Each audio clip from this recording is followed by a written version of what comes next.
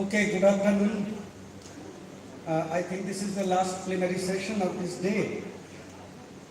We have some additional alterations in this session. There is an alteration with Professor Padmini Pani. She will come first because she will leave. After that, there is a second lecture which is newly added in place of Professor Vishwanath Upreti, who has given the first session. And the name of the speaker is Dr. Pradipta Mukherjee. He is from the Department of Education, Government of West Bengal. Number 3, Professor B.S. Nipun will come from Nehu. And lastly, it will be another exciting lecture by Professor Takashi Oguchi. So, without wasting any time, I would request Professor Padmini Pani to come on the dais and start your presentation. Her topic of discussion is green livelihoods in a fragile region, pathways of sustainable development. So may I request to all the speakers to wind up within 15 minutes so that we can finish it on time. So you will be given 15 minutes time, madam. Madam, please 15 minutes, within 15 minutes. Thank you very much.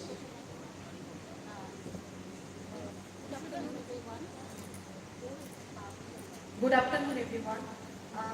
I'm very much thankful to North Bengal University, especially Dr. Arindam Basa and the conference team for bringing all of us here to talk about a very challenging topic and which is very much needed at this stage where we are leading as a geography as a subject. So, looking at the topic, I just try to develop one conceptual framework, theoretical conceptual framework to understand the topic itself, like how do we tackle the challenging task at this century where we are leading actually, and how do we need to understand the sustainable development in a micro level rather looking at the macro level perspective. So, as already I told that my topic is the green livelihoods. So it is very important to understand when we talk about the sustainable development, because in the sustainable development and sustainable livelihood often linked to the green livelihood.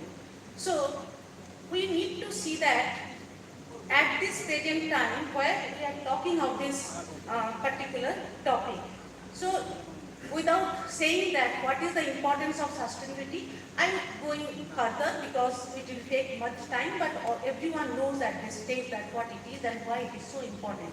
But we should not forget that it is one of the most challenging tasks because we have to achieve the environment and economic sustainability in a challenging way so that it can create a very delicate balance between the economic prosperity without disrupting the nature or environment. So that's why it is more challenging. And in this process actually we often forget the interconnectedness of the nature and the development. So process is somewhere take the backseat. So that is the major challenge. I will talk about it within this framework.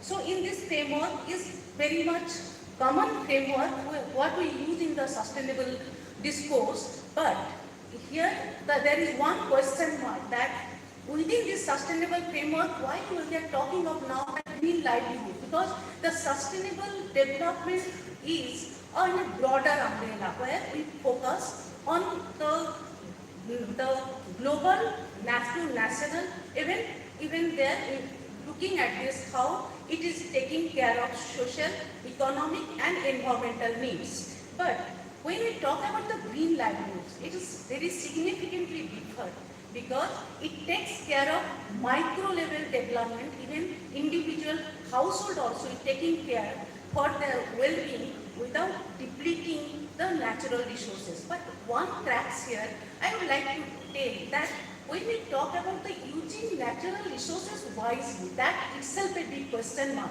because use doesn't leave any resources intact. So that nature-centered, even human-centric, or better to say that capitalistic-centric approach is again a problematic approach for this. So let's talk about what it is. As being a researcher for the arid and semi-arid regions, I will draw some examples to validate my question that why it is so important to reframe that concept again, looking at the micro level perspective. So, pardon me because for bringing the same examples here, but I work on this area, so I can bring the right kind of examples to explain my objective to tell you that why it is the right time to reframe that concept called sustainability and green livelihoods and the development in the very micro level.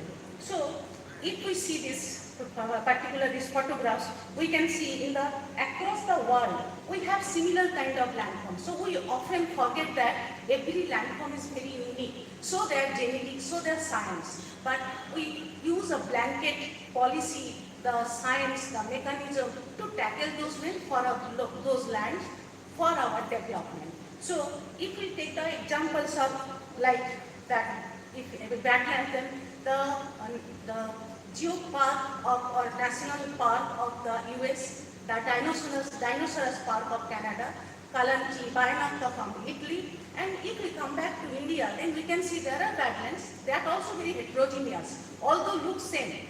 But forget about rest of the badlands in India itself. If we take the largest badland, the Jamuna Chambal badland, then also we can see, although genetically all the world's the badland formation is more or less similar, their approach is similar, but we can see their interaction with the people, interaction with the environment is way too different. So that is the major gap in the research so far I have thought or I have found. Although then I'm sure there are lots of work is going on all over the world, but I am trying to find out in this small land, as it is one of the largest badlands in the world, but one of the most, not one, it is the most populated badlands in the world. So we can understand the complexity and dynamics is much more complex than the rest of the regions of the world. And that particular badland homogeneity you need to understand appropriately. So if we go if we go to the next, our approach to it is that the broad policy we prepare to fit for on one side for all policies, we need to think twice, as already I said, because if we go for each of the land, then I have to talk a bit about what is green livelihood, because already I defined and explained the difference between these two. But there are several key points, key elements to understand about the green livelihoods which address the needs of each of the household of the ground level. So the green livelihoods, the first and foremost important key points is the development of agriculture. Why? Because whenever you talk about the development, as a underdeveloped and developing country, our focus is always brought to the agricultural sector. And so for green livelihood, we always try to think, okay, we have to do smart agriculture, we have to do climate smart agriculture, we have to go for the that technological innovation, then rest of the thing we start thinking. But every land is important to go for the agriculture. But irony is all those fragile rural landforms are highly populated, as I said, and if forget about the national average of the dependency of agriculture by the rural people is 54, but here in such rural area even it is more than 70%. And more as remote, more the dependency on the land. Only those lands are there possessed asset so far. So that's why their relationship is quite critical and complex. So what I am trying to talk here that even if you see the agriculture data, and this data is derived by us by the survey, even hard crop which is very much suitable for arid and semi-arid, that is millet, palm millet, then cash crop, food crop, everything is not suitable vis-a-vis that yellow color. You can see that what is the difference, that is not sustainable if we think about the development of agriculture. Then if we go for the another is that restoration, one of the key points for the green livelihood. Restoration, that again here we can see as long far from the date of restoration, it becomes less productive. So that means that thing also we cannot apply here. Then third point is the how they cope up the shock or the form of degradation in which way. Then also we can see the several ways they try from migration to use certain kind of technological innovation, policy, reform the policy, and even that to varieties of cultivation techniques and vis-a-vis the land revenue. Then we can see around more than 80% of the people adopted land revenue because as it is their dependency on the agriculture. So interesting thing that when by this process what is going on here, we can see there are lots of anthropogenic landforms. So when we talk of something artificial, that means it has certain snowball effect. So that we will talk here. Then you can see there are lots of changes in the land, and this is the example that even 100 years back that Kumari river that was leveled and nobody is in their vivid memory that there was ravine earlier. Then also there is this kind of gully formation taking place. So that means my objective is remain same that every land is not suitable for agriculture. We have to find some other way for the different kind of livelihoods which should be, go work well with the particular type of landform with understanding on the landform sciences. So which we do as a physical geographer and geologist and hydrologist also do in this field. So what I am trying to say, one small photographs can be so insightful.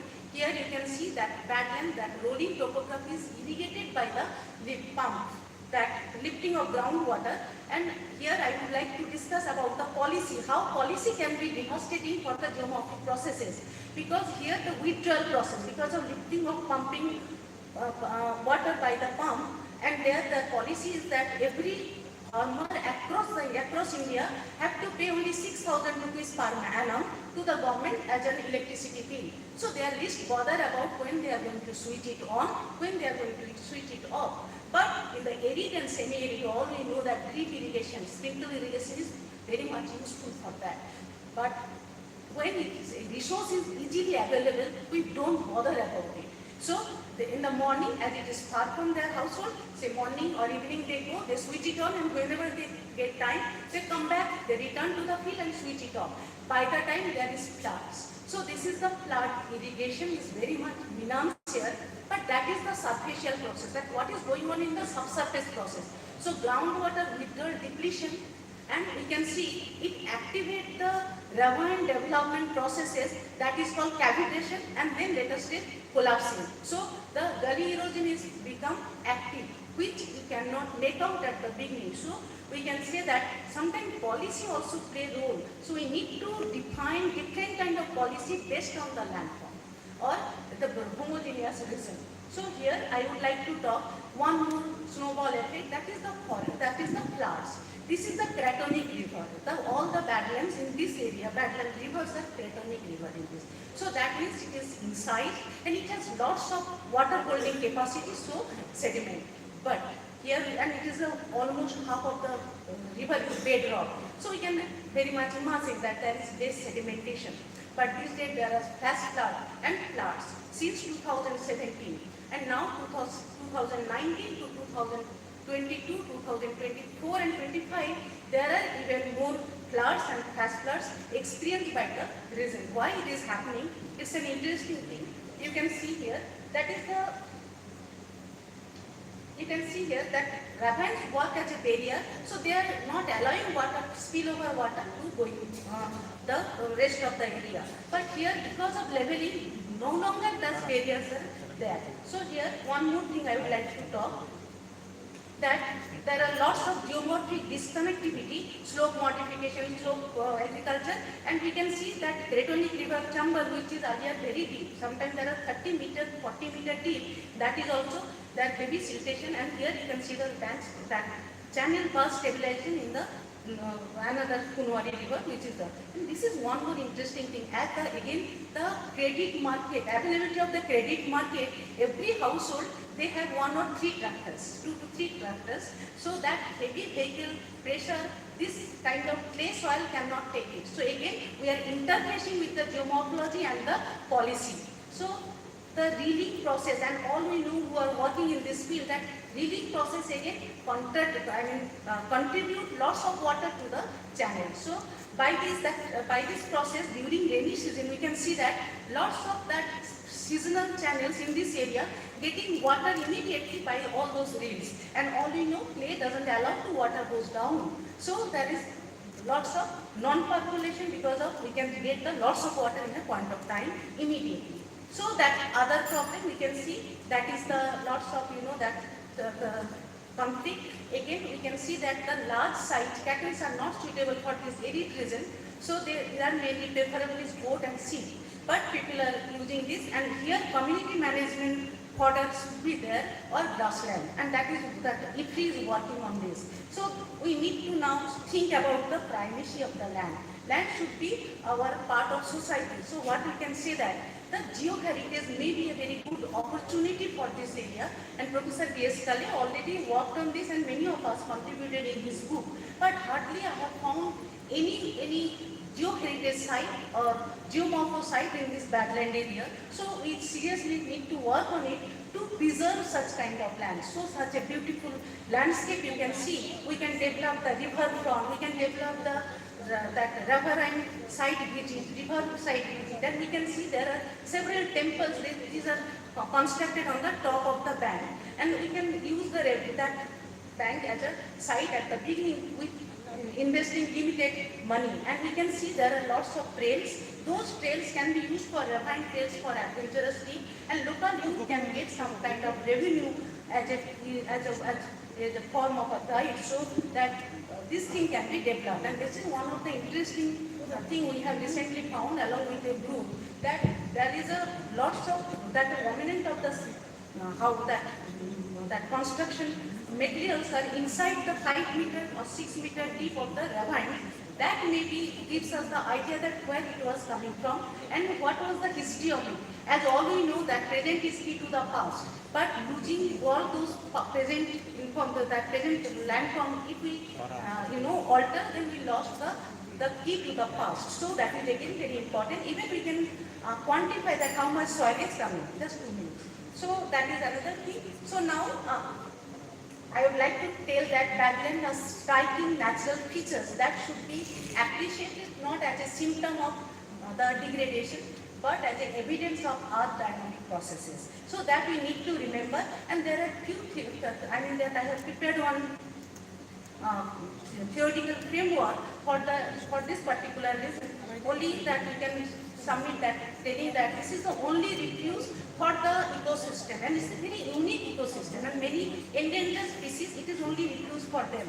In India, that is the only very important aspect for this region, and we can generate lot of revenue, that we can develop self-help group, we can bring women together for the ecotourism, and there are many more. Only one thing I would like to tell, few things I have observed, that is beekeeping, and then there are the local medicinal plants. Those are very good resources for them, and beekeeping is very successful in this region. And we can say that there are several natural, fruits and indigenous fruits in this area.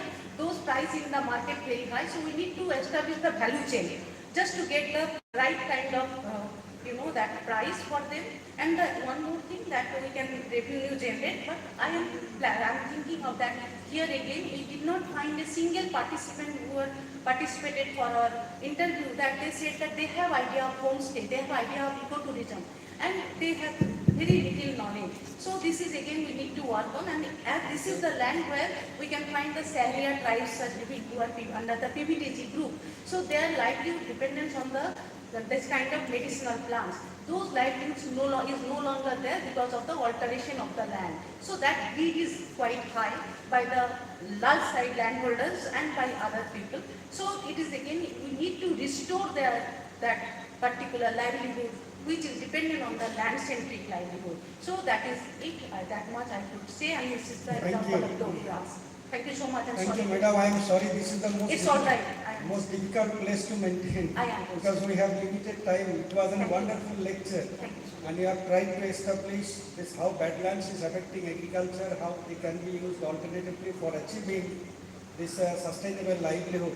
It's a wonderful lecture, but I am sorry that I could intervene. Anyway, is there any other ritual? Thank you. I request the scholars to please felicitate ma'am.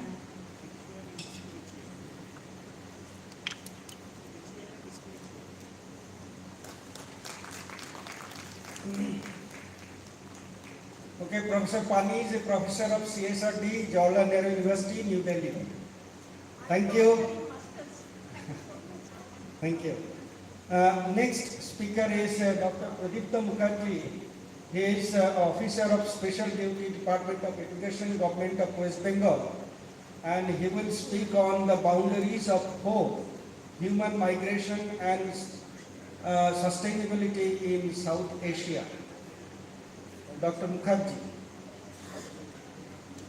Hello. Thank you, sir. Respected Chair, Professor, Senior Professor Subrata De, distinguished guests, and organizers. I would like to sincerely express my gratitude to the organizer, Arindam Boshak, Shourabh, and especially Professor Bhaskar Vishwas for inviting me over here to share my thoughts on boundaries of hope, human migration or population movement, and sustainability in South Asia. The basic objective of my deliberation would be identify the primary drivers of migration within the South Asian context, to analyze migration through the lens of geopolitical realism and versus human security, and to propose policy frameworks that align with sustainable development goals. So there are some problematic areas that one should need to understand, one need to understand that South Asia is home to nearly 1/4 of the world's population, making it one of the most mobile yet least integrated regions globally. The problem is not the movement itself, but the friction it creates. The conflict or the perspective of conflicts are state often view migration as a national security concern or threat. So it is securitizing migration through the lens of scrutiny or through the lens of national security. While international organizations view it, that is migration, as a human right concern and developmental issues, there are triple pressure to deal with this issue. One is economic disparity, because you may find vast wage gap among the migrant laborer, one who work in India from Bangladesh, one who work in Bangladesh from other nation, one who work in Afghanistan from other South Asian region. There are vast disparity. Another thing is climate vulnerability. South Asia is a climate hotspot. Rising sea levels in Bangladesh, droughts in Pakistan, it creates forced internal and cross-border movement. Political fragility, you know the historical legacies, partition and current conflicts, like from Bangladesh, from Pakistan, and many other states we are having, Afghanistan, conflicts that create international pressure also, which results in protracted refugee crises that strain bilateral relations or multilateral relations. Well, I used basically secondary data because South Asia is a vast area. I use census that are available, I use government data, and also IOMO data and UNHCR data, World Bank data, because it covered vast cross-border movement that are difficult for a single researcher to work. There are some literature. One is realist versus state-centric lens. Scholars like Myron Wiener argue that migration is a tool of democratic weaponization. In this view, States see the influx of migrants as a threat to ethnic balance and territorial integrity, often leading to a restrictive law like we are experiencing through the CAA NRC lens. Or there are human security lens also. Modern theorists argue that for a Westphalian approach, they suggest that focusing on state borders ignores the reality of ecological interdependence. If one country's climate policy fails, the neighboring country pays the price through refugee influxes. And there are also center-periphery theory. Literature often frames South Asia as a periphery to the center, that is global north, but internally, India often acts as a regional center, attracting labor from peripheral neighbors, creating a complex web of economic dependency and political resentment. When we pivot the geopolitics to a human rights perspective, the focus shifts from borders and security to dignity and vulnerability. In South Asia, migration is often a survival strategy rather than a choice, leading to a systematic rights violation. So there are some key areas of concern. A human rights audit is needed. The protection gap for climate change refugees.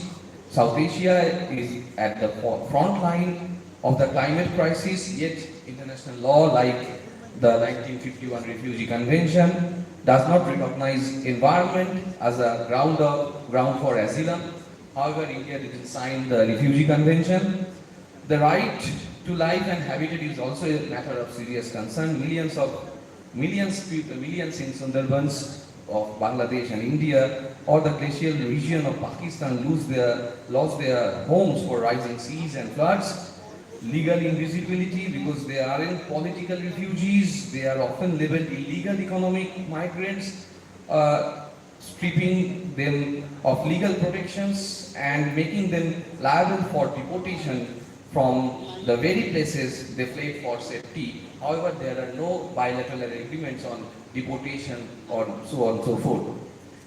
So there are also exploitations in informal economy. A significant portion of South Asian migration is irregular or undocumented. This creates a shadow population that is easily exploited. Labor rights are being violated. Migrants frequently face wage theft, excessive working hours, and debt bondage. There are kafala system also.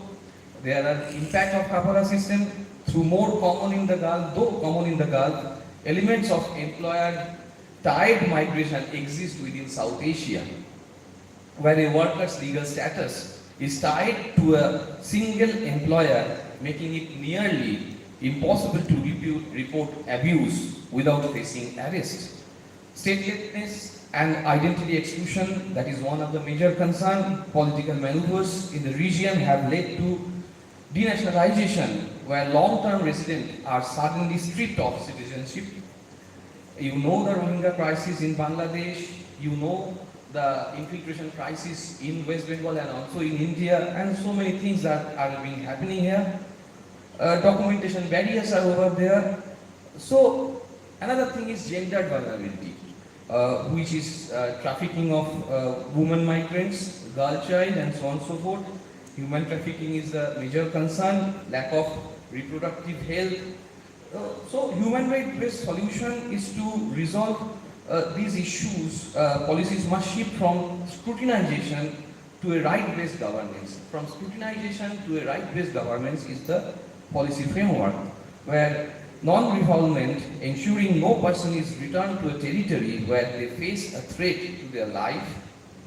Firewalling services, separating immigration enforcement from public services, so migrants can help without fear of deportation, cross-border portability, which can create regional agreements where social security benefits and labor protections follow workers across borders. So there are few definite policy prescriptions for the sustainable future. You know that peace, stability are the important concern of any policy framework, and development also.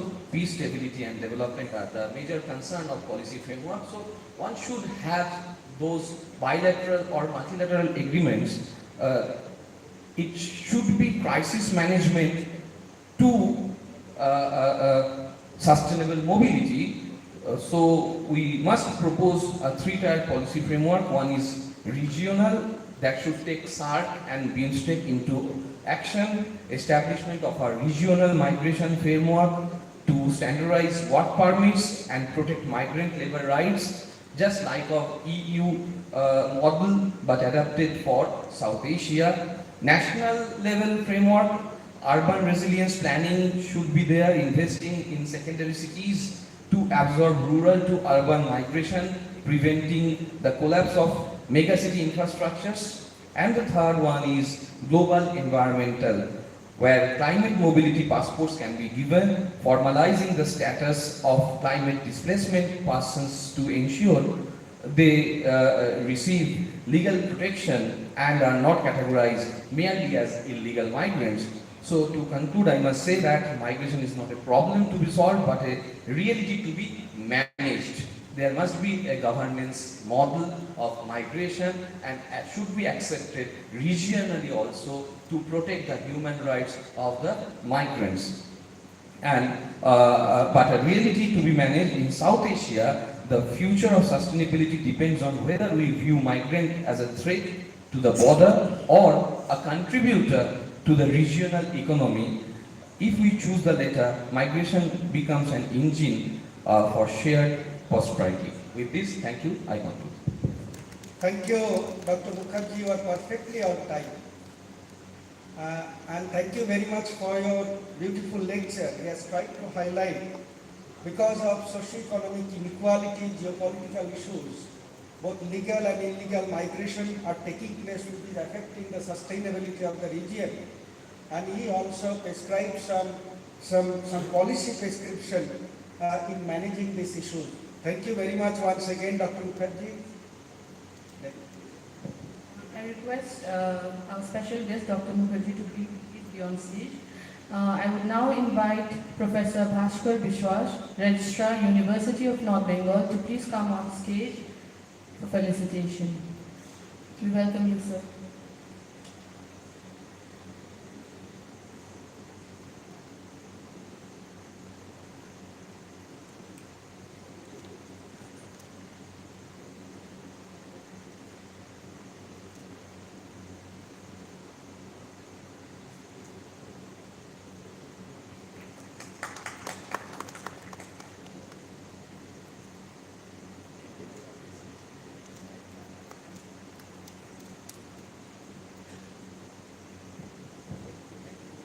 Thank you so much. Thank you very much.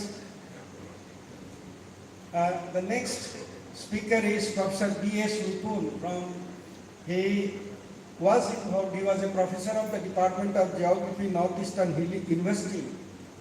But after his superannuation, he is working as a dean in Royal Global University, but he is not here, I think. He is a University of Science and Technology, Meghalaya, and he will speak on sustainable management of groundwater in urban areas, a comparative analysis of groundwater potential zones using fuzzy HP and frequency ratio to validate the techniques. Professor Vipul. Thank you. Thank you. Good afternoon to all. Chairperson, my paper is very much technical. With the help of this paper, we want to find out how groundwater potential area can be identified with the help of different components, using different components like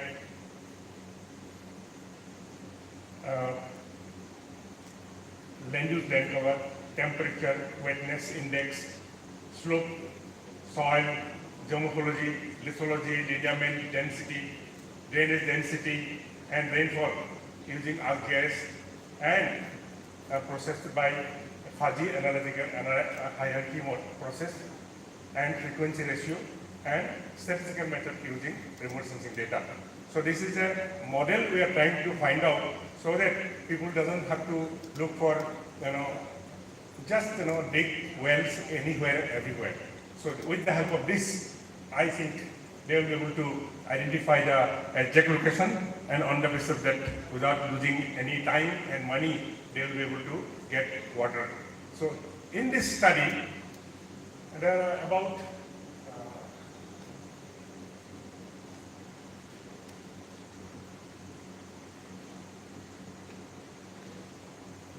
this study area, we have collected data from different wells of the city and 60 wards, and within these 60 wards we have collected about how many? Many of the areas we have collected on the basis of rainfall, soil type, lithology, land use, land cover map, slope, drainage, everything we have prepared. On the basis of preparing this, a potential zone has been identified. So in this zone, and physical verification of the wells also have been done by visiting the fields, and we have utilized this data, whatever data we have collected. This data has been used with the help of mathematical models, and these mathematical models, we want to try to see how this model is useful in identifying or in locating the potential areas. And also here we have tried with 3 different models, and these 3 different models also we are trying to verify which model is the ideal one. So that's why this is just to test the model or validate the model mainly. So to prepare this, there are a lot of mathematical calculations have been done, but I don't want to show you all these things because this fuzzy analytical hierarchy model and frequency ratio model, these 2 models we have created based on mathematical models, and simply we are trying to identify how these 2, out of these 2 models, which is the most applicable one, because we have incorporated 9 components or 9 factors we have considered. So based on this consideration, so which is the best model we want to recommend to the groundwater department, groundwater water resource department, so that they can make some wells in those areas without wasting money and time. So this is the results. So to prepare this fuzzy ASP based groundwater potential map, the highest weightage was determined for lithology, then followed by land use land cover, then geomorphology, then moderately weight was also assigned to lineament density, then also given to this the topographic weight index, and the drainage density, rainfall and slope and soil. This is the hierarchy, or this is the order we have followed based on this. Also, there were some weights for sub-criteria were also given using fuzzy logic and analysis with in each criteria. Among the sub-criteria, the highest weightage criteria is lithology, in which the highest weight was given to mica, gneiss, banded, magmatic, granoitoic, all these clay, silt, pebble, all the varieties of geological information were also incorporated. So likewise, lineament, and the geographer and the geologist, lineament, we need to do a lot of analysis. So that's why our limitation is with lineaments. So that's why lineament density was also calculated based on lineament calculation. Now, because we don't want to fail that by digging a well where there will be no water. So that's why to make it 100% sure that there will be water. So that's why we have verified all this from different components, different considerations or factors, whatever you call. This calculation is done based on many of the mathematical models, using mathematical models. So therefore, it is a very long process, but ultimate result, what we have got is that we want to just to verify which model is ideal and the best to utilize for this kind of studies.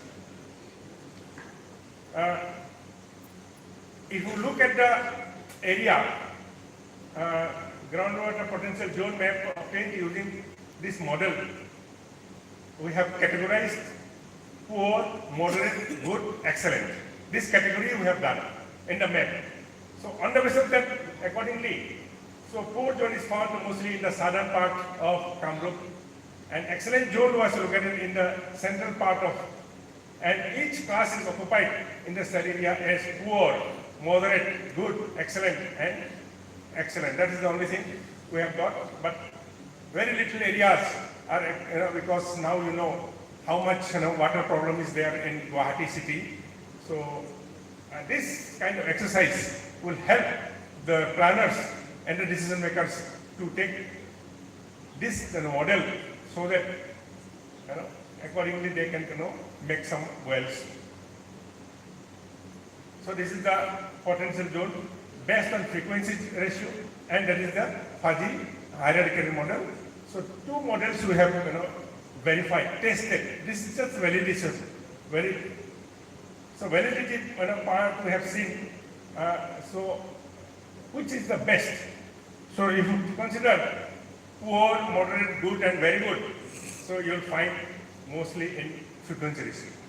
So instead of fuzzy, analytical hierarchy process, so this model is much more suitable. So this is the validation part. We have done this. All these are mathematical models. So in conclusion, what I can say is the validation result shows that area under curve, that is of frequency ratio, model performed better than the fuzzy analytical hierarchy model. Thus, result appear to be a very satisfactory. That's why the zone determined on this map is the relative groundwater potential zone. Thank you so much. Thank you, Professor Nipun. He has tried to identify the groundwater potential zones based on two techniques, and at the end he has established that the frequency ratio model is performing better than fuzzy AHP method. Thank you very much for your beautiful lecture. Now I hand over to the organizers. I would request the scholars to please come forward and felicitate our speaker.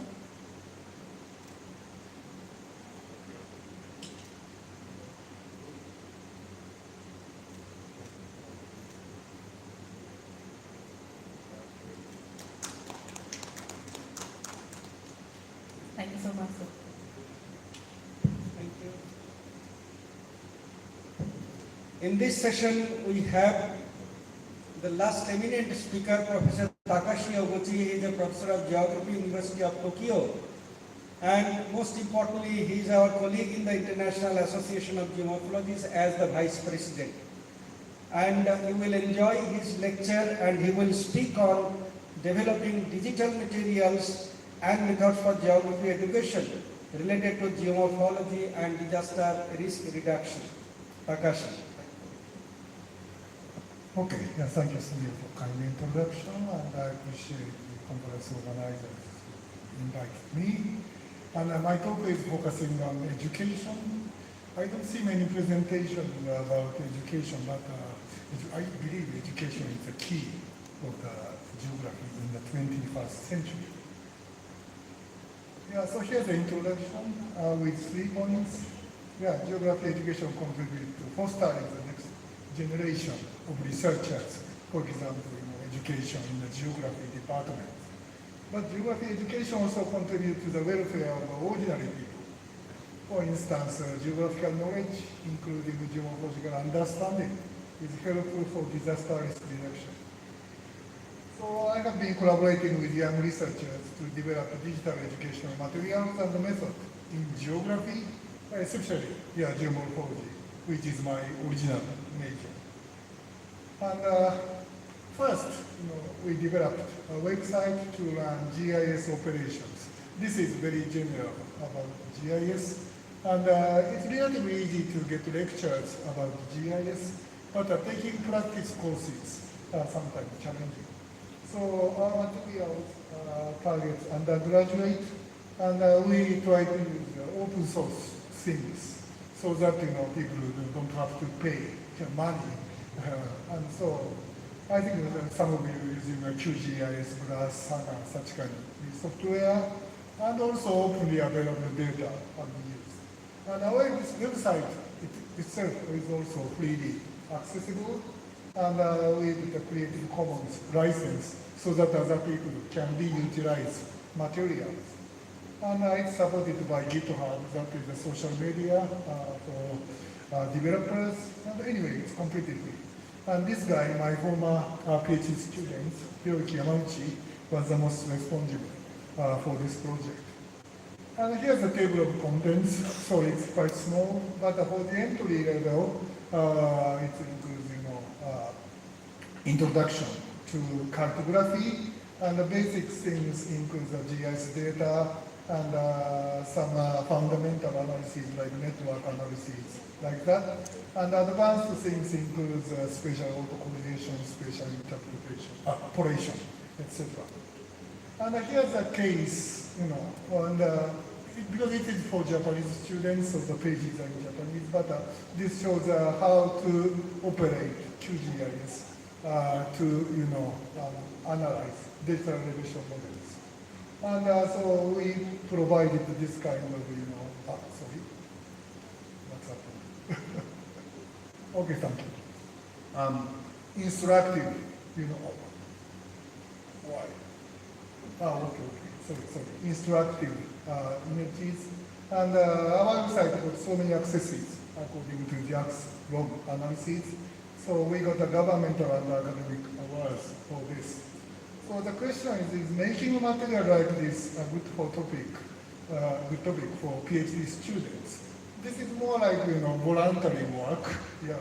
But I say yes, if educational performance is evaluated using questionnaire surveys, etc. So this is such kind of case. We published a paper in the International Journal of Disaster Risk Reduction. And in this case, Dr. Jarrison, my former PhD student in China, contributed the most. And the paper was published in 2022.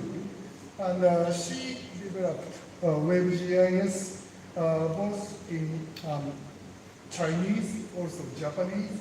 And this includes interactive flat hazard map, like on the right side.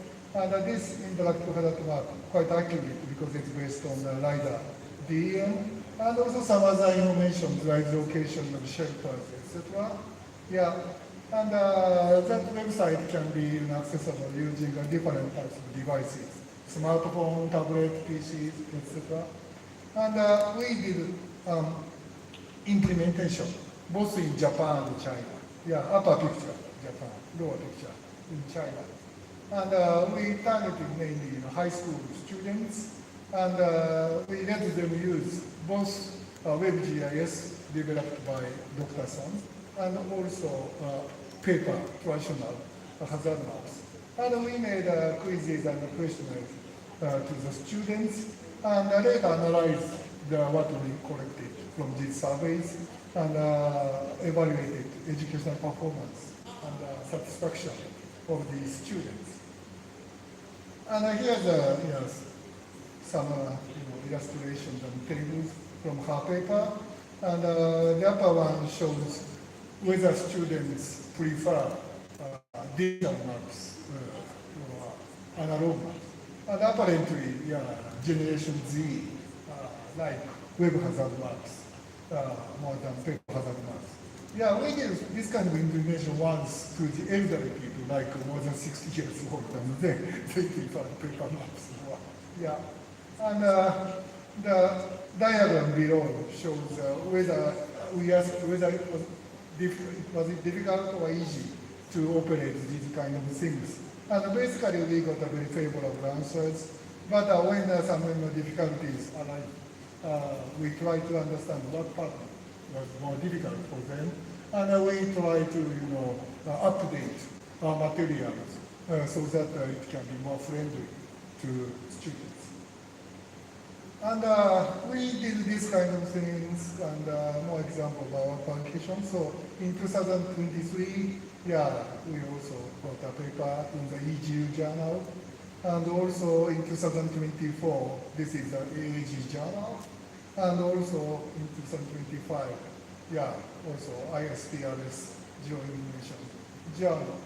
And additionally, there are 4 journal papers in Japanese. Publishing Japanese is quite important in this case because we need to show our results to high school teachers or governmental officials like that. Okay, and this shows the kind of the latest experiment.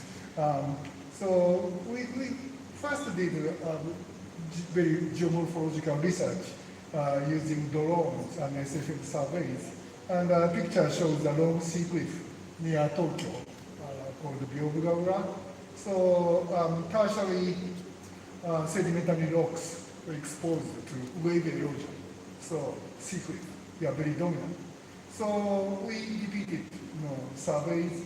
And for example, in 2019, 19 is, we made 3 surveys, but in between, big typhoon came. So we made a DM of difference, and we got that kind of a clear indication of erosion by the wave. So it's about research, but our collaborators decided to produce this kind of virtual reality field using the images and also produce DMs. So maybe some of you experienced, VR goggles, like on the right side and play, that kind of things. And it's very convenient because you can virtually experience the field, and even you can run on the sea surface because the elevation 0 is given there. So yeah, in the Bible, there's a story, Jesus Christ walked on the water, so you feel like Jesus Christ is this one. And so you can get close to this cliff and and see this kind of stratification. But if you grab that red arrow, then you can jump, very high, and then you now at the top of the cliff and view this kind of topography. And if necessary, you can make announcement. Okay, let's take group photo, and something like this can be done. So all the avatars join here. And we also developed kind of associated small museum where learners, people can go there, and this explains the topographic changes we detected. So after exploring in the virtual field, they can come here and to understand more about geomorphology. And also there's a chance to have a group discussion like this way. This is a kind of stage, you fly in the sky. And the central guy, Rabbit, he's the leader of the field project. So other people can ask questions. But all these avatars, most of them cute young girls, but actually most of them are men.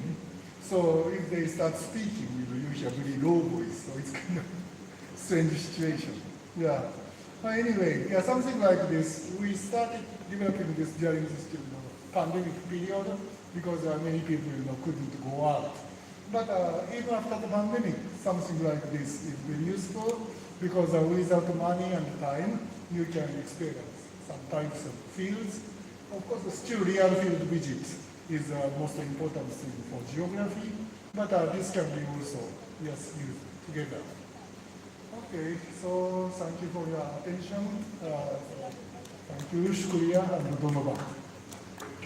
Thank you, Takashi, for your refreshing lecture. It's wonderful.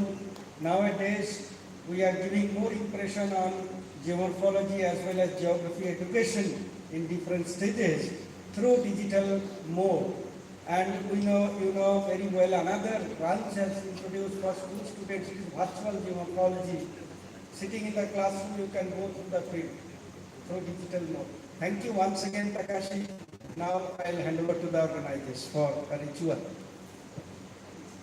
Excuse me, sir. Yeah. I'll request the scholars to please felicitate Professor Oguchi.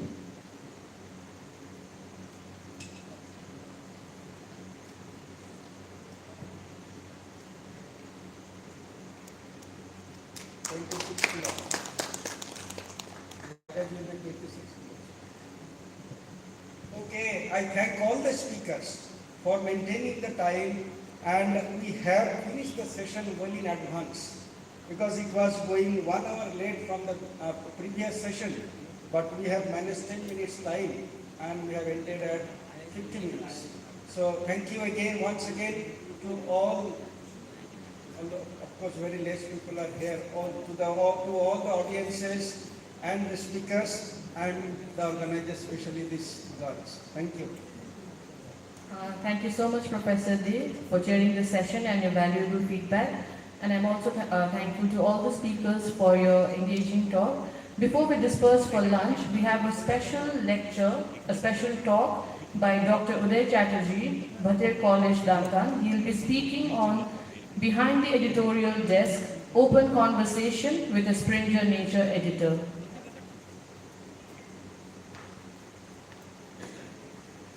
May I please call upon Dr. Uday Chatterjee.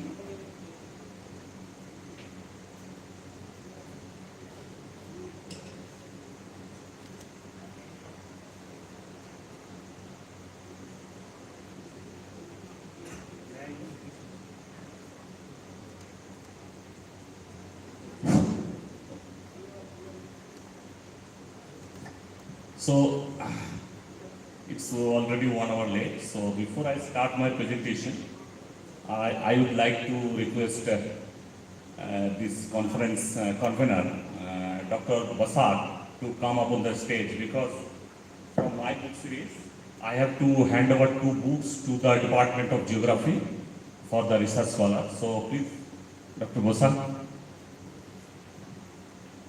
The first book is Waste to Resources. This is my development in environmental science book series, which is indexing in Scopus and SCI. And this book is, my environmental sustainability, safety and health, waste to resources, edited by Srikant Kulkarni from Australian University. And another one is climate change, land degradation and sustainability. This is my another book series of Springer. There is only few book series which is focusing on SDG goals. So my book series name is Sustainability Solution, and this book is as part of their agreement. This book is edited by me and one of my scholar. So this book for the research scholar of the Department of Geography, North Bengal University. So actually, Springer gave me the responsibility to motivate the young and early career researcher to submit their proposal or submit their edited book proposal or PhD thesis. They can convert their PhD thesis into a book. So there is a particular format they have to be filled up and then submit to us. So then we will send this proposal for peer review, at least 2 to 3 professors from across the world, university professor, and they will evaluate the proposal. If they accept the proposal, we will send them an agreement for publication. So they have a wider scope to convert their PhD thesis as a monograph, 2 or 3 chapters, or the whole PhD thesis as an international book, or they can also submit an edited proposal with their PhD scholar.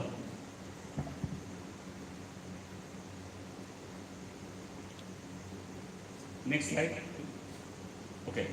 So the problem is, a significant number of, as per the data from Springer Nature, the significant number of researchers are not familiar with the registration process for Springer Nature. So how they have to be registered with Springer Nature, how they have to be submitted the manuscript or proposal to Springer Nature. This is a problem for the young and early career researcher. They don't have any idea how to register. Next slide please. And this session highlights actually how to publish with stringent nature, choosing between the edited volume, monographs, author volume, reference book, understanding the publishing agreement, and publishing opportunities with stringent nature. So, next slide please. The challenges, ethics, and lack of mentorship and support for publication with stringent nature. You can see many young scholars confused of writing the format. They don't have any, they don't have any idea on how to write a paper, on what are the actual format to write a paper. And lack of knowledge on systematic research methodology ethics. This is a big problem for the young and early career researchers, because they go to the field, but most of the time they don't submit any consent to the significant authority to maintain the ethical guidelines for field research. So this is a big problem. Institution often lack of publication training center, because for each and every researcher they have to be guided by a research center. They can guide them how to publish a paper, or what are the ethical issues of publication, or what are the ethical issues of submitting a paper, or what are the consent letter to be submitted the significant authority or respective authority. And senior researcher, they are maybe too busy because they have to be submitted. They are the verge of final submission. So they are too busy to guide the students, early career researcher, those who are just take admission in the PhD. And this, as a result, repeatedly rejection, lower confidence, and slow professional growth. They lost their interest to submit any research outcome to significant or scientific journals like Springer and elsewhere. Lack of funding for open access publication. There is a big impact for open access publication. So in India, now there is a provision to be submitted a application to central government only for the central universities and central research institute. For university like North Bengal, Jadavpur, Calcutta, they don't have any opportunity to submit the open access fee for their open access publication. Lack of experience on finding suitable publication house. This is one of the big issue of the early career researcher. They don't find any suitable publication house. And before you start, the process is think about why you want to publish your research paper. This is a big question, thought-provoking question for a researcher.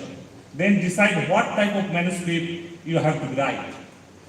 As you are a researcher from a background, so you have to choose the right, methodology or right theme for your manuscript. Choose the targeted journals or book series, which is very impactful, like SDG, Scopus Index book series is very impactful for your, thesis, for your monographs, for your edited volume. Pay attention to the journal series requirement. Most of the time, we don't pay attention to the journal requirement, the guideline, the process, how we have to write, we have to be submitted the paper. Because most of the journal, they have a separate guidelines like result and discussion should be a separate section.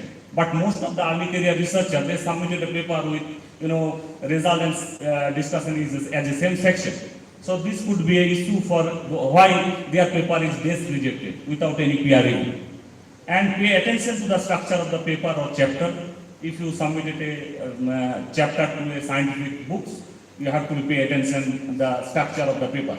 There is a sample chapter you can find out on Springer website or Elsevier website. There is a sample format like how you have to write the chapter and submit it to the respective publication house. Understanding publication ethics to avoid violation. Most of the time we violate the ethics of the research. Most of the time, because Indian researcher, a book already have submitted to our book series, and their book contain more than 20 photographs of the tribal people, and they actually take the photographs from the 2 to 3 meters from the tribal people.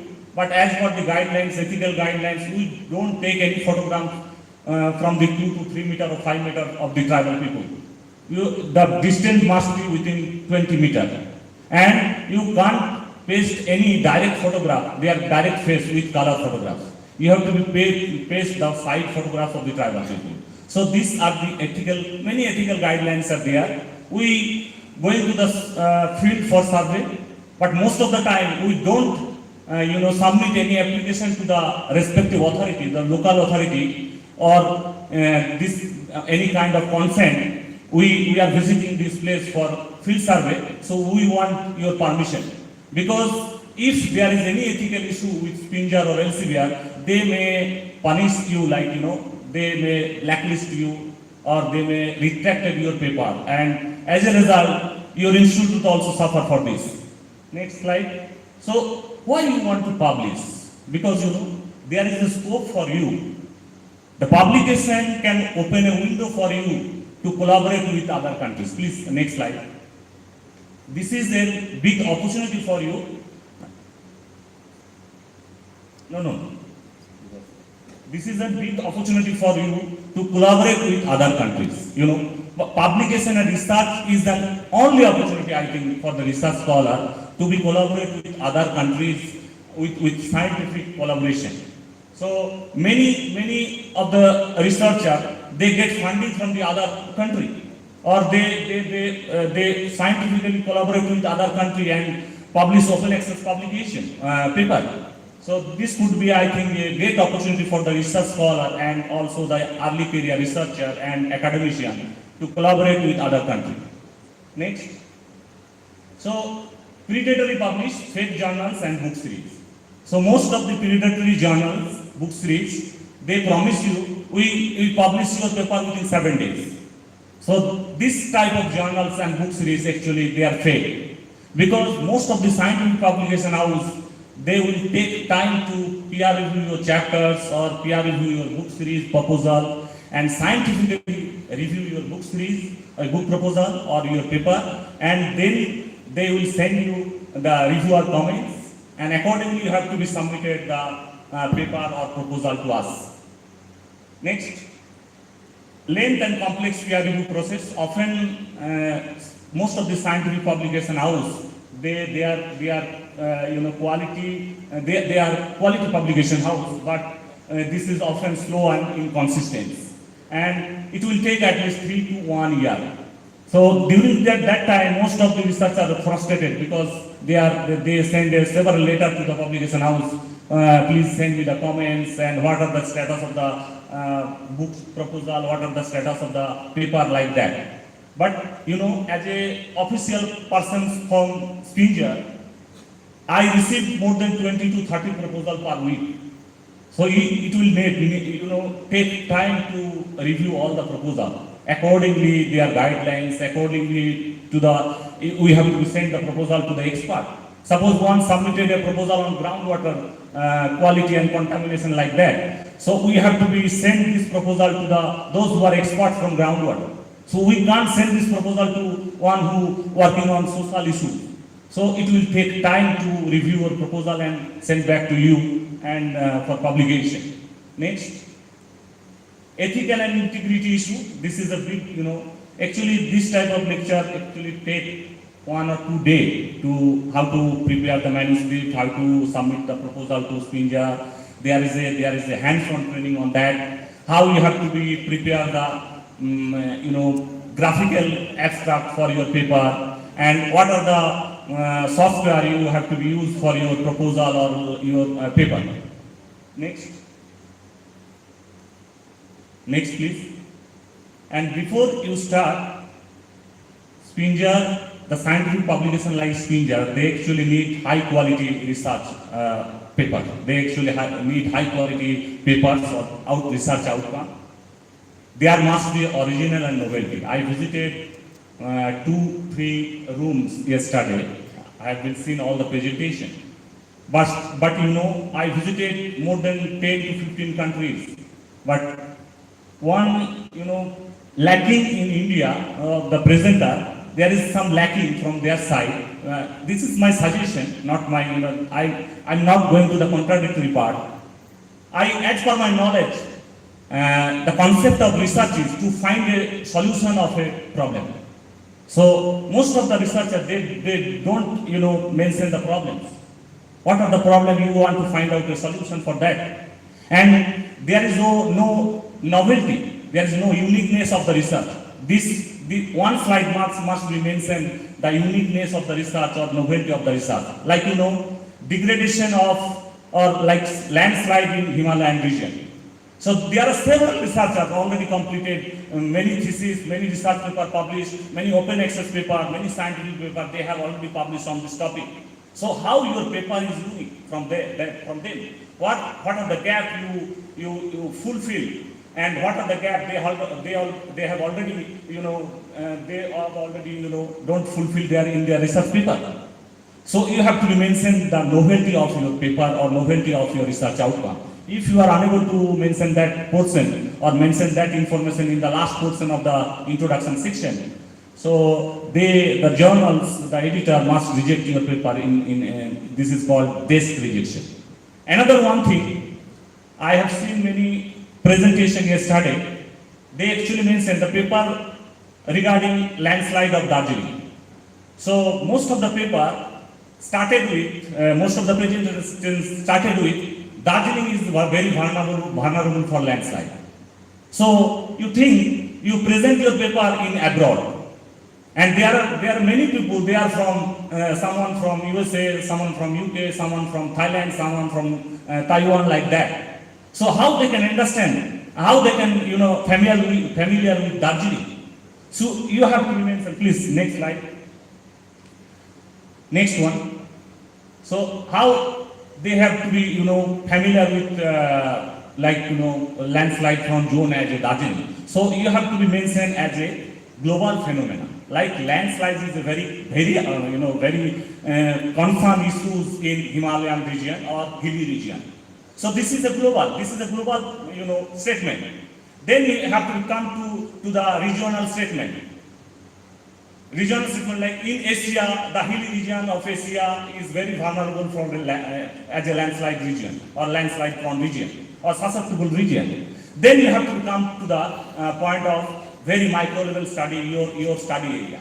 So Darjeeling is one of the vulnerable region, like any region across the world which are vulnerable to landslide. So this is the process. You have to be mentioned in the introduction section. So most of the people, they started with like India, like Darjeeling, like town, this, like that. So that's why abstract and introduction part is the vital part of your research paper. If they don't, think that your paper is very interesting, and don't think only geography people read your paper. I am very much interested to read Feluda, but my background is geography. But most of the geographers think that only geography people read my paper. Maybe some education people, maybe some language, those background are Bengali or like Sanskrit, they also interested to read your paper. If your paper is very interesting, I have seen many presentations from last 2-3 days. They are very interesting paper in the plenary section, in the technical session. So this is very vital, and following this, you have to prepare a select unique title for your research paper or research book. Then list of driver contributors for your book if you submitted an edited volume through Spinner. And then a solid content, which is very important. Because SDG books are very, prestigious book in Spinner. Only 3 or 4 books, book series, which is focusing on SDG, Sustainable Development Goals. And one major concern is that I have seen many presentations from last 2-3 days from the research scholars. They don't, link with their research with the SDGs. Like how landslide linked with the SDG. So there is 2 SDG very much linked with the landslide. Climate action, because there is the involvement of rainfall and curvature and structure of the geological structure of the region. And another one is society, means life on land, SDG 15, very much linked with this study, landslide. So you have to be mentioned how your study very much linked with the SDGs, because if your paper linked with the SDGs, any impact journals, they can accept your paper because they are looking for this type of paper which those paper are basically focusing the SDGs and the solution of the SDGs. So you have to mention. And you know, I am the subject expert, but the publisher, they actually looking for the selling point. If you submitted a proposal to Spinger can accept your proposal for peer review. First of all, they send to me, because I am the series editor, they send to me. And they ask for whether this book or whether this thesis is actually fit for our book series or not. The scope and content, whether the book series content is actually fit for our book series or not. If I agreed this book proposal is very much fit with our SDG book series, they will send your proposal to peer review. But they only looking for selling point. Like if someone submit their PhD thesis for publication to me, and their thesis focusing on like Mohananda river bank erosion, or like watershed management in Kamsabati river, there is no problem because there is a wider scope, because this is a vast region, river basin means. But if someone submitted a proposal, highly impact proposal, thesis to me, focusing on Siliguri town, it is very difficult for me to peer review this proposal, though the proposal is very impactful, but I have to be rejected it. Because Spinger will looking for the selling point. If the selling point is high, if the selling point is good, then they will send, they will agree with me and send this, happily accepted your proposal and for publication. Next. And for this, you have to attend this type of conference, national conference. There are several, many people from several countries actually visited this place or attend this conference, and they presented their paper. Here there is a scope for early career researcher or early career academician also, researcher and academician also, to interact with the high quality people.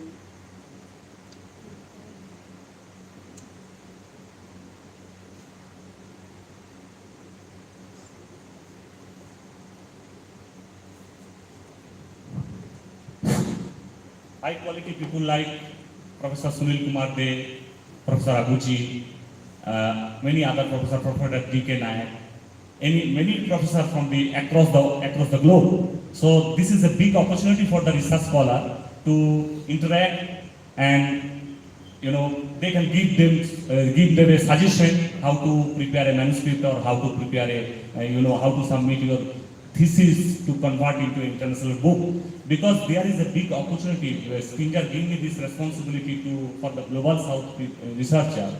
We can accept the proposal because a researcher spent 2 to 4 months or 5 months to prepare a manuscript. But they spent more than 4 years to prepare their thesis. So if you publish your thesis or convert your thesis into a book, this will be a big impact for your career. And why you publish your book into a thesis? Because next slide please. You can see this is one of my book. Already crossed 20,000 access. Across the globe, there are 20,000 people already access my book and already crossed more than 50 citations because this picture is taken by 2-3 months or 6 to 7 months ago. And Spinger will give you high remuneration for your proposal. If you submit a proposal to Spinger at least give you 1,50,000 if to your supervisor and to you. But there is a misconception. If I publish a book with Spinger or publish a impactful paper with Spinger, I have to pay something to Spinger. But this is totally misconception. Spinger will give you high remuneration, like 1,50,000 for each book, and Spinger will give you at least 2 to 3 edited hard copies to you, which cost more than 20,000. So 3 books means 60,000 Indian rupees. So this is one of the, and globally recognition, 20K access, you can see the global recognition, and people can cite your paper which will be more impactful for your research career also. Next, this is my book series.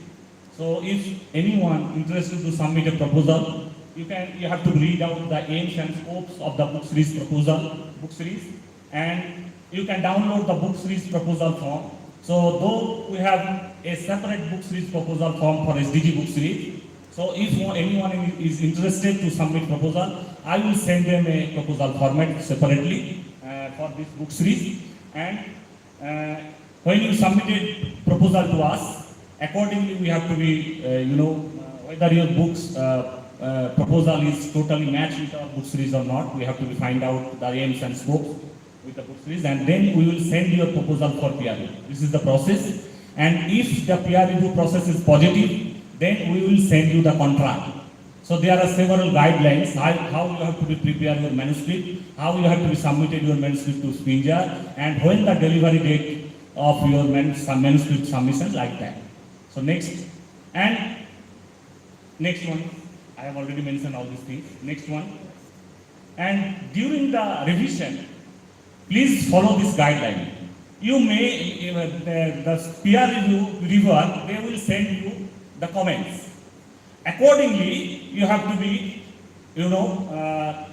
point by point revision response you have to give. Because for some extent, you may disagree with the reviewer. But you have to be mentioned logically why you disagree with this point. So like, point by point, you have to mention the line, or you have to mention with, different color. This portion I have already modified, but this portion I don't agree, I disagree with you because of that. So this doesn't mean we reject your paper. This is very good for us. We also appreciate you. You are absolutely right, and we can happily accept your paper or proposal. No doubt about that. And next. And you can see the guidelines of ethical integrity issues. More than 20% AI is considered as a we may consider the rejection. We may reject your proposal or paper. More than 20%. If your paper AI percentage is 20%, that means the percentage is 0, because you have only used the AI for grammatical and sentence structure construction. So more than 20% is very vulnerable, so it will lead to a rejection of your paper. Next one. And more than 10% plagiarism. There is also a misconception. If the plagiarism like 1%, like 50%, it means your proposal or your paper does not have any plagiarism issue. But if your paper or book proposal contain single source with 5% plagiarism means your paper have a serious issue or your proposal have serious issue.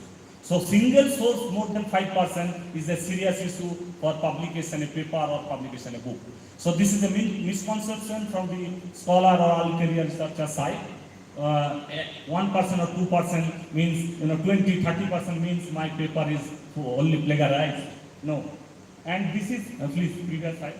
This is one of the site, TypeState.io. This is one kind of AI site. You can find out the novelty, the one kind of literature review, context. You can find out the conclusion, the novelty of the research, like that in many papers related to your theme or related to your research.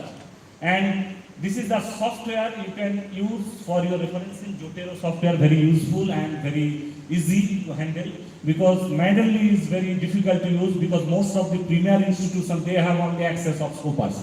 But universities like this, they don't have, I think, they don't have Scopus access, so they don't use manually Elsevier. So they can use Jotero, very easy software for your referencing, and it's very easy for you to prepare your referencing system as per the guidelines of the journals.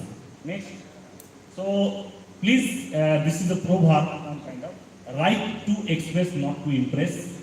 This is my suggestion. Most of the people think that if I write, if my background is from convent school, like I'm very good in English, that means my paper can easily accept it. That is totally wrong, misconception. Because if you write to express, that is very easy for us to, that is very easy for the other, department and other subject expert. They can read your paper and very much interested to read your paper. Next one. And please follow this method. Keep it simple and short. This method. Keep it simple and short. Don't write anything, extra. So whatever they need, whatever you need, or you want to express, you just write it with short and simple. And this is one kind of abstract. You can see I have started with population growth is a serious concern in 21st century in across the globe. So like that, this is the abstract. But most of the people, they don't mention the 5 compulsory point of the abstract. Please, next slide. This is the compulsory point you have to be mentioned in the abstract. Because abstract is the first impression of your paper. So you have to mention the introduction and background. This is the common phenomena or common line of your abstract. Next one is objective. Within one line, you can mention your whole objective. This is called the whole objective or primary objective. And the next one is what type of method, why your paper is unique, what type of method you have been used for your research work. And the next question, you have to be summary of your work. So this is very important. And next, recommendation and conclusion, we have to mention only one line. Because why your paper is unique, how your paper is the guideline for the other researcher or for the other cities or for the other research studies. We have to mention. And the compulsion, anyone can easily find out your research outcome by finding keywords. And this is the common method of writing your research paper. And you have to mention. At this point, you can see my research paper, actually this is the part. You can see my research paper. When introduction section, I start with this, the global, the common, very common line. This is called global.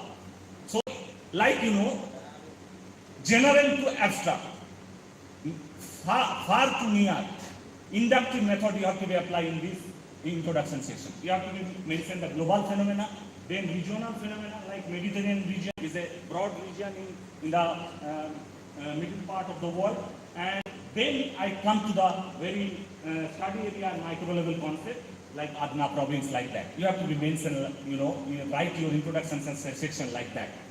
Next. And link your ideas. This is called logical link. So if you mention the global, then regional, then come to the study point, means you linking with logical ideas. So like that, why you have to be mentioned in the introduction section. Then what you did, why your study is unique, what you did in your study, then what you found, means results and discussion. What you found and what your analysis is called result and discussion. Then how study. You have to mention, most of the researchers, they don't mention the future direction of the research. Because you are not the perfect person for this research. Maybe someone, they are the unique person to overlap your suggestion or overlap or may defend your suggestion. This is the advanced field of my research. So you have to mention the future direction. This is the point I don't mention in my study because I don't have these facilities and infrastructure. So may other researcher after 10 years or 15 years, they can fulfill this gap. So next researcher, they will continue with this. So this is the gap I want to fulfill because previous researchers don't fulfill, actually don't able to fulfill this gap. So this is why my research is unique. Next one. So this is the journal suggester or journal finder. Actually, journal finder is from Spinger. Suggester from Spinger and journal finder from Elsevier. You can find out the right journals or right book series for your book proposal or thesis proposal. You can easily find out.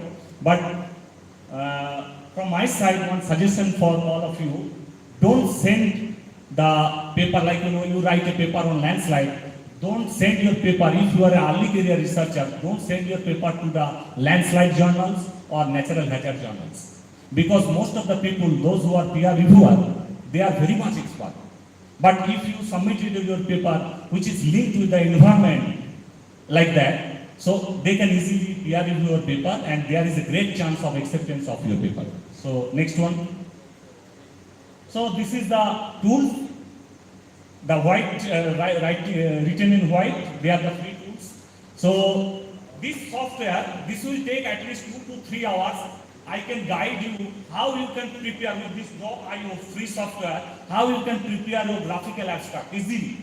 You just paste your abstract in the chat GPT. There is an option, please give me a mermaid code for my abstract.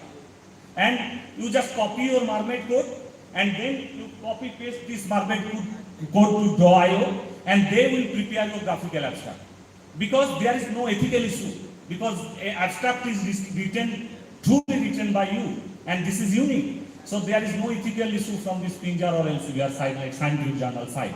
So these are some of the free softwares. Those are written in white colors, and yellow color is paid software. You have to pay something to use this type of software. But this software is very useful for research work, like NVivo software. If your research is basically based on large data, so you have to use this NVivo software because they will give you within 5 or 10 minutes. They will give you numerical data of your large respondents. So next. So I think I have to sum up with this because there are many or 10 or 15 slides. Because don't upset because we are very busy because we want to promote all of you. This is our responsibility because now Spinge are focusing on the global south. They want great publication, the impactful publication from innovative researcher like you. But there is need some guidelines or training or some hands-on training how you have to prepare your manuscript. But don't upset. They are very busy. They will review your paper. They will review your proposal. If you have any unique idea, please send us. I stay here for up to 5 p.m. If you have any discussion with me, I'm there for you. And my email address is available for you, for all the researcher, all the academician. So there is a great opportunity for you, I think, to publish your research outcome in the international platform. So not only for your academic purpose, Pinjar will give you something, the remuneration, the academic, empowerment to you to fight with your, friends, because academic fight is always good for you. So please submit your ideas to me or to us, because there are so many book series in Pinjar, not only my book series. So we welcome your proposal, or we welcome your paper, because I have edited as a guest, main guest editor. I have edited so many journals also, like Geo Journal, Global Social Welfare, Frontiers, Environmental Science. So please, I am hyperactive in LinkedIn. So I have already shared the upcoming call for chapters, upcoming call for paper in LinkedIn. So if anyone interested, they can contact with us. Thank you very much. So if you have any query, any question, I can bound to answer your queries. So I think this is not the right time. We can talk during lunch or after lunch. Thank you.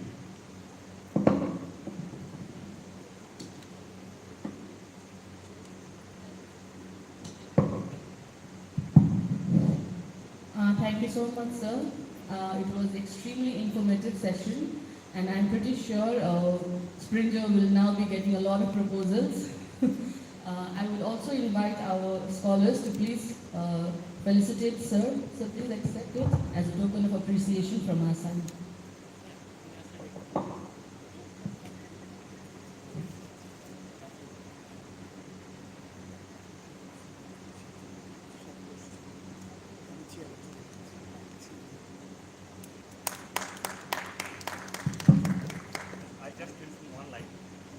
One good news for all of you.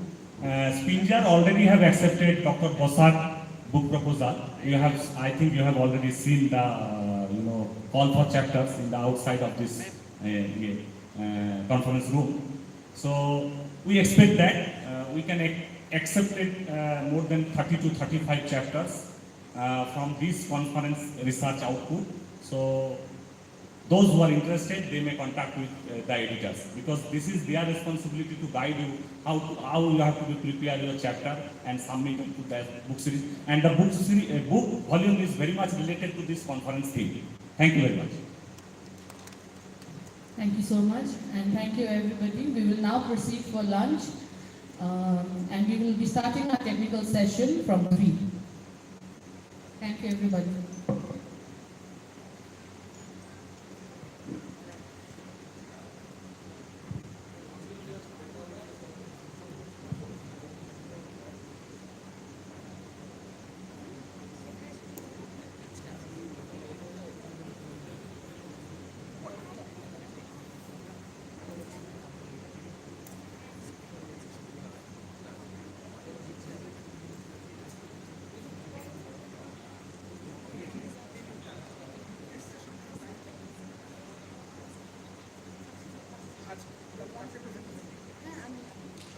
আচ্ছা এই technical সেশনের পরে কি থাকবে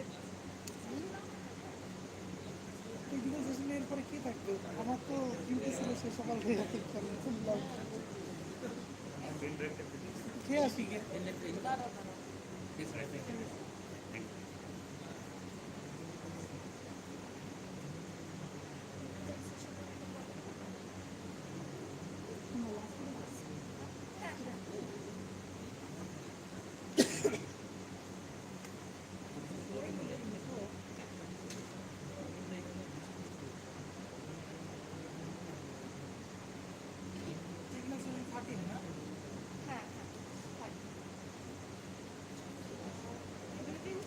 একজন আসছে ও এটা নিয়ে সেশন 13 এই ল্যাপটপে থাকবে না বিশ্ববিদ্যালয় লাঞ্চ করছে ওই সেশন 13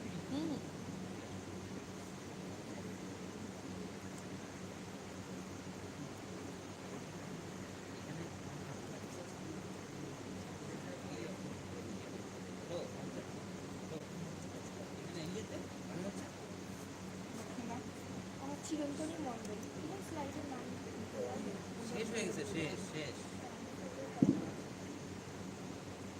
আর এটা তো লাঞ্চের পরে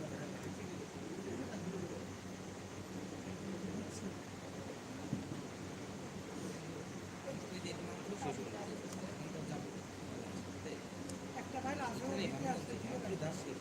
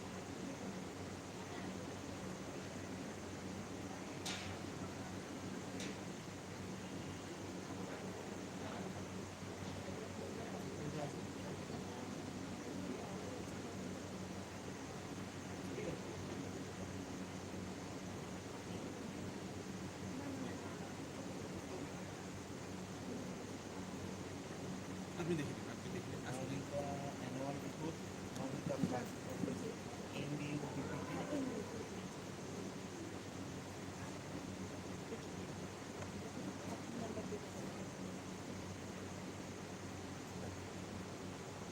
এটাই কপি নিয়মিত দিয়েছি।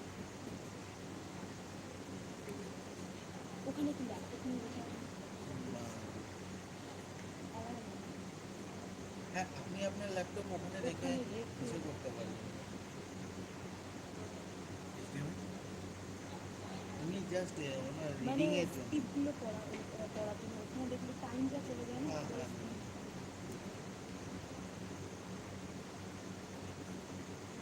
ও আচ্ছা তুমি ওনার ল্যাপটপ নিয়ে যাবে মানে আমি আমার ল্যাপটপটা ওখানে দেখে বলবো, ওটা দেখলে টাইমটা চলে যায়, টাইমটা বুঝতে পারবো না। চেঞ্জ যখন নেক্সট যখন সেটা কি বলবো সেটা না না আপনারা চেঞ্জ করুন, কিন্তু আমি আমার ল্যাপটপ মানে দেখে স্লাইড চেঞ্জার থাকবে সাইকেল দেওয়া আছে? না আমাদের না ওনারাই হয়ে গেছে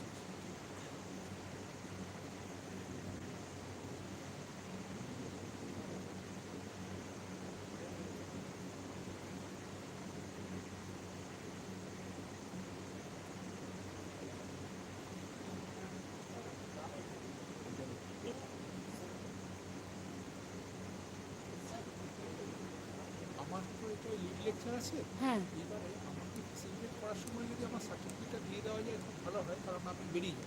ও ঠিক আছে স্যার, হ্যাঁ, আমি একটু বলে দেবো।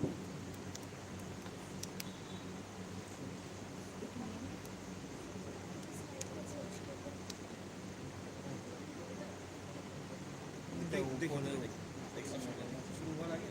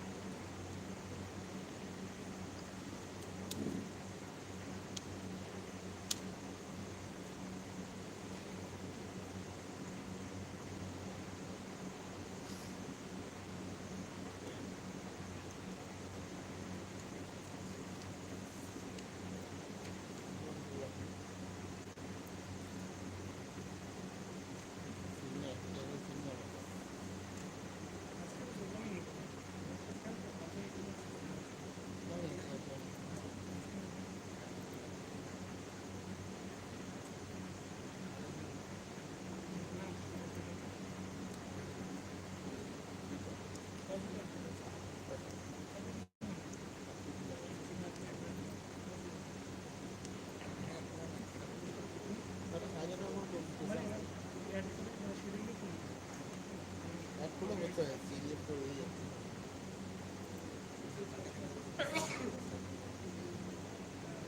আর তো ইংরেজি দিয়ে দিয়েছি ইয়োগা জিওগ্রাফারে দিয়ে দিচ্ছি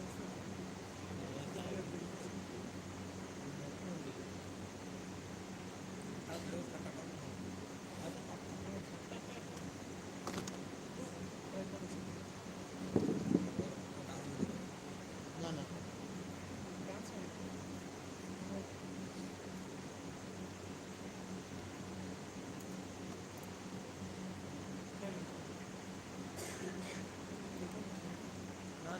লাইভ হচ্ছে লাইভ হচ্ছে না বাবা আমার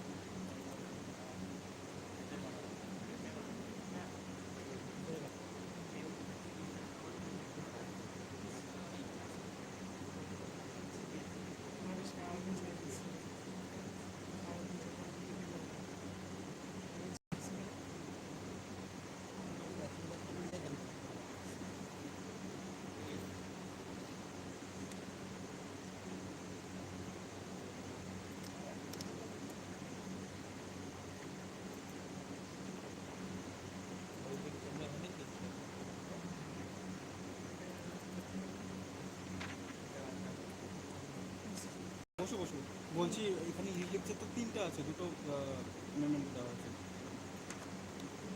ও আচ্ছা ঠিক আছে তো শশাঙ্ক স্যার दे दिया सबने সাবমিশন এই সবাই দিয়েছে কি তো দিয়েছে প্রেজেন্টেশন কত আছে টোটাল ফাইল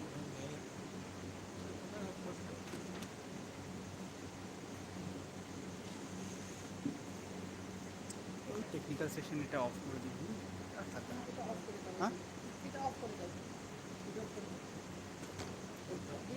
অফ করো ভিডিওটা অফ করে দাও এটা অফ করো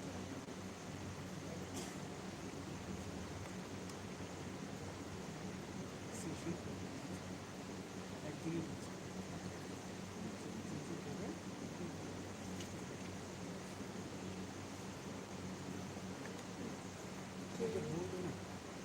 वो प्रेजेंटेशन सबमिट करने के लिए कितना ने सबमिट किया एक जन ही दिया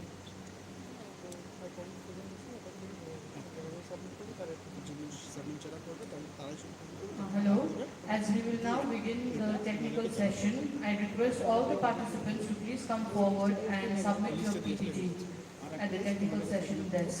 ঠিক আছে দুটোর মধ্যে করবে একটা আমাকে দিয়ে আসবে। আর ওখানে ও কি ওটা বলে নেবে ওর কাছে কি দিয়ে আসতে লাগবে ওর কাছে আছে হ্যাঁ স্যার সব এখানে वो নিয়ে নিবে anything that you are comfortable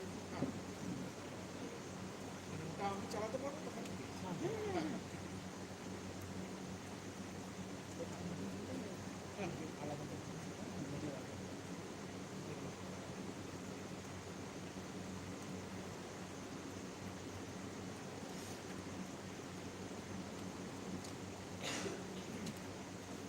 লেকচারসগুলো আছে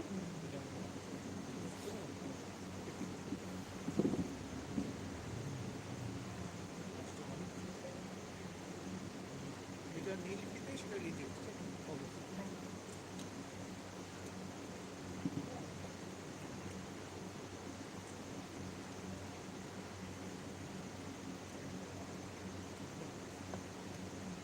ব্যাপারটা একটু ফাইনাল আছে দুটোর মধ্যে একটা বর্ধমান একটা হ্যালো হ্যাঁ হয়ে গেছে ওই লিড লেকচার দুটো লিড লেকচার আছে তো 3টে জায়গায় দুটো হয়েছে ওটা ঠিক আছে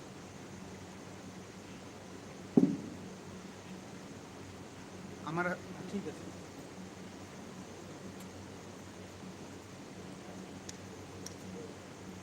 এই যে পেন